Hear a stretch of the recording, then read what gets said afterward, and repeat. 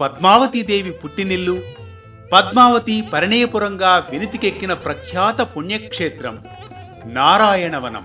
ఎన్ని మహిమల వాడే ఈ దేవుడు, కన్నుల పండువలెల్ల కదిసినట్టుండెను. ఎన్ని మహిమల వాడే. నారాయణవనం శ్రీ కళ్యాణ వెంకటేశ్వర స్వామి వారి వార్షిక బ్రహ్మోత్సవాలు. పోలింప కప్పుర కాపు పురుషోత్తమునికి ఏలిలనుండునని ఎంచి చూచితే.